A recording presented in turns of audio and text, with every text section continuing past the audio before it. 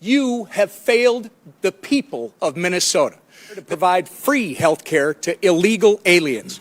You signed the Higher Education Omnibus Bill into law in May of 2023. That bill allows illegals to have their college tuition paid for by the state.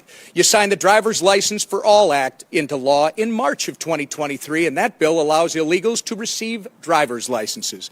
So, you claim you're not a sanctuary state. You just provide free health care, free college, and driver's licenses to illegal aliens. One reason you're here testifying before us today is because you refuse to cooperate with ICE.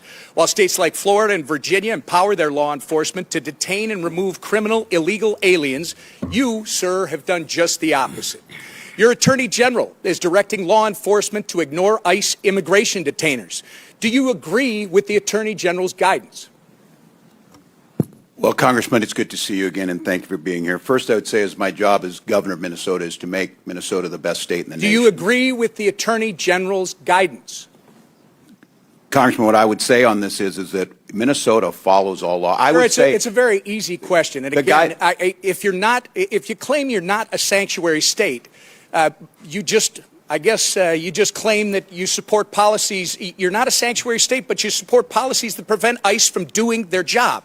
Congressman, isn't that right? That is incorrect, Congressman. We follow the same laws when you were in the Minnesota House. The law has not changed, If you'll allow me, I've got limited time. Well, that's what you tweeted, by the way, sir. And on May 23rd, 2018, you tweeted, quote, "I support policies that keep law enforcement from enforcing federal laws," close quote.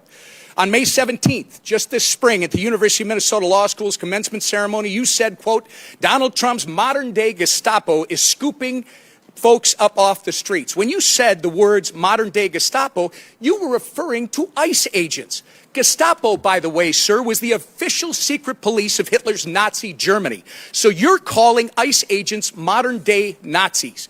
Given the attacks on ICE agents that took place in Los Angeles over the weekend, don't you regard your dangerous inflammatory rhetoric as a problem?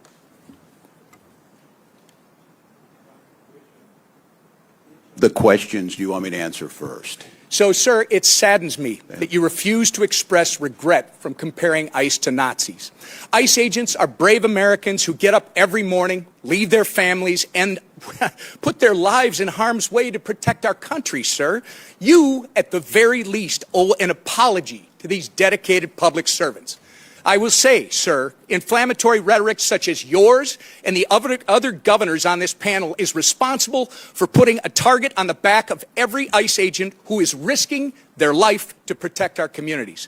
Minnesota is all too familiar, by the way, with the chaos that ensues when you refuse to work with law enforcement to enforce the law. In May 2020, looting, acts of violence, and arson occurred on your watch in Minneapolis after you refused to bring in the National Guard.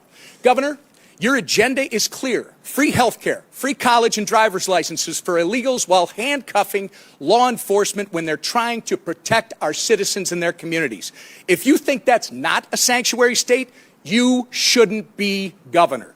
By turning Minnesota into a magnet for illegals, you have opened up our communities to dangerous criminals, including known terrorists, gang members, murderers, and child predators. You have sent a resounding message that if you're a hard-working, law-abiding citizen of Minnesota, your safety and well-being are not the priorities of Tim Walz and his administration. But if you're coming to our state illegally, you're not only welcome with open arms, you're entitled to free stuff on the taxpayer's dime. This is absolutely disgraceful. Governor Walz, your sanctuary state agenda has been defined by your utter failure. You have failed to enforce the rule of law. You have failed to uphold our national sovereignty. And most importantly, you have failed the people of Minnesota. The time for radical sanctuary state policy, sir, is over. The voters made that clear last November when they elected President Trump and Vice President J.D. Vance. You remember him, don't you? Governor, the time for real leaders and real leadership is now. And with that, sir, actually, Mr. Chairman, I ask unanimous consent to introduce into the record the governor's tweet that I referenced from May 23rd, 2018, which makes it clear his hatred for federal law enforcement.